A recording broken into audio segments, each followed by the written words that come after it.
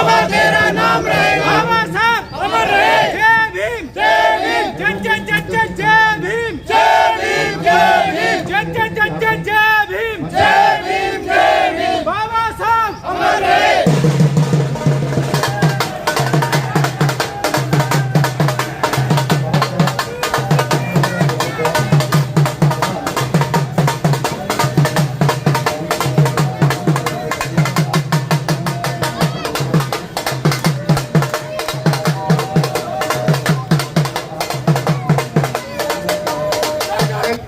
निरंतर विचारधारा के माध्यम से लोगों को जागरूक करता है,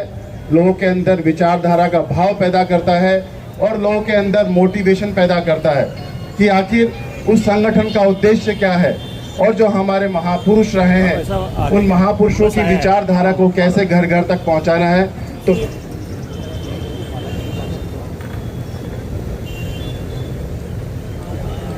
नॉलेज जिनको पूरे विश्व में अपनी विद्वता के कारण, अपने ज्ञान के कारण, अपनी शिक्षा के कारण, उनके द्वारा जो कार्य किए गए हैं उन सब उल्लेखनीय कार्यों के कारण पूरे विश्व में कोलंबिया यूनिवर्सिटी में, जिनकी यूनिवर्सिटी के मुख्य द्वार पर भव्य मूर्ति स्थापित की गई है और उनको वहाँ उस कोलंबिया यूनिवर्सिटी में पढ़ने वाले जितने भी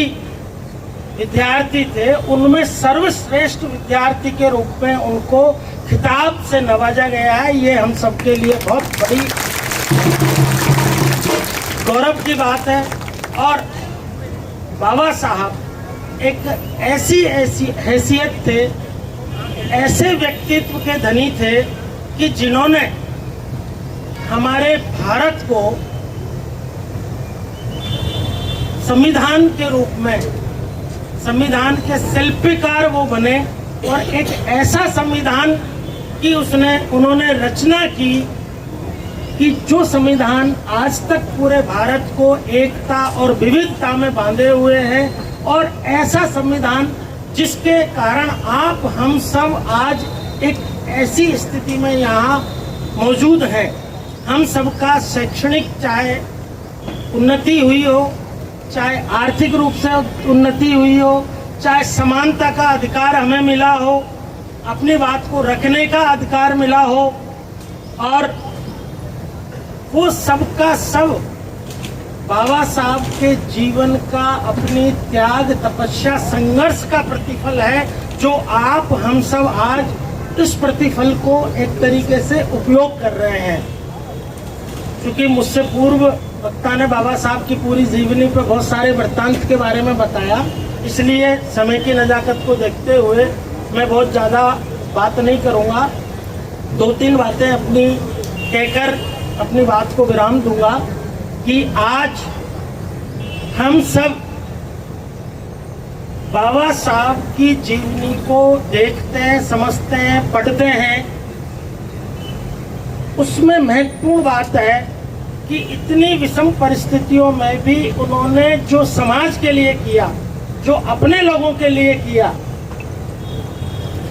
32 डिग्रियां हासिल की। ये हमारे युवाओं के लिए बड़े चैलेंज का विषय है और बड़ा अनुकरणीय विषय है कि एक ऐसा व्यक्ति जो इतने अभावों में जन्मा रहा, सामाजिक परिवेश कितना विपरीत था, कितना संघर्ष उनको करना पड़ा, उसके बावजूद उन्होंने एमएससी की, एमए की, लॉ की, मास्टर की डिग्रियां, 5 मास्टर की डिग्रियां की और 32 कुल पोस्ट ग्रेजुएशन और ग्रेजुएशन की डिग्रियां केवल देश के प्रतिष्ठित संस्थानों में ही नहीं, विदेश के प्रतिष्ठित संस्थानों में भी की। तो क्या हम उनके जीवन से कुछ सीख कर हमारे जो यूथ हैं, हमारे जो युवा हैं, वो प्रेरित होकर अपना शैक्षणिक लेवल को बढ़ाएं? ये है अनुकरणीय विशेष रूप से बात जो हम सबको उनके जीवन से सीखनी चाहिए। बाबा साहब ने ये भी कहा था कि मेरे लोग सक्षम बन जाएंगे तो क्या वो अपने समाज के वर्ग के लिए कुछ योगदान देंगे? ये एक दूसरा विषय है जो हम सबके लिए सोचनीय है कि हमारे जो विभिन्न संगठन हैं, हमारी जो सामाजिक संस्थाएं हैं, उनके द्वारा केवल आयोजन तक सीमित रहने का काम ज्यादा किया जाता है। कुछ संस्थाएं हैं जो वास्तविक में शिक्षा के क्षेत्र में, चिकित्सा के क्षेत्र में, स्किल डेवलपमेंट के क्षेत्र में, रोजगार के क्षेत्र में, कैरियर काउंसलिंग के क्षेत्र में, विभिन्न जो क्षेत्र हैं जो काम प्रत्यक्ष रूप से करने हैं, उन कामों पे भी हमें विचार करने की जरूरत है। उन कामों पे हमें अपना योगदान देने की जरूरत है कि क्या मैं अपने जीवन में आज अधिकारी बन गया, आज अच्छा बिजनेसमैन बन गया, अच्छे कपड़े पहनने लग गया, अच्छा मेरा मकान बन गया, अच्छी मेरी समाज में हैसियत हो गई, तो क्या मेरा दायित्व नहीं बनता कि अभी तक मेरे समाज के कितने सारे लोग जो आज भी पीछे बैठे हुए हैं, उनको आगे लाने के लिए मैं कुछ अपना दायित्व निर्वहन करूं, कुछ जिम्मेदारी लूं, कुछ अपनी आमदनी में से कुछ प्रतिशत हिस्सा, जैसे हम अपनी जो भी आमदनी है उस आमदनी में से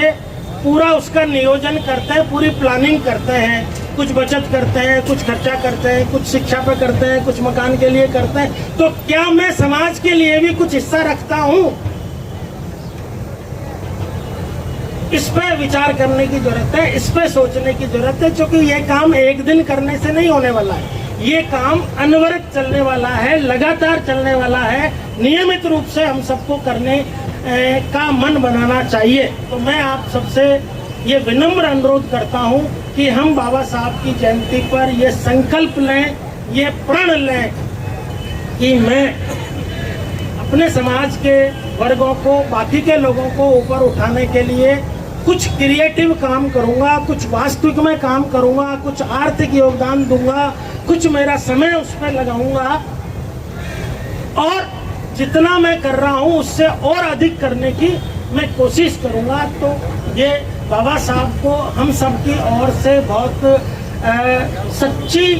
शुभकामनाएं होंगी, सच्ची उनको हमारी तरफ से श्रद्धांजलि होगी उनके इस जन्म जयंती के अवसर पर। और बाबा साहब की जो आत्मा है वो यही देखना चाहती है, यही हम सबसे अपेक्षा रखती है कि मेरे समाज के बंधुओं से मेरी क्या अपेक्षा है, वो क्या करें आगे, ताकि सब लोग शिक्षित बने, संगठित रहें और संघर्ष करें।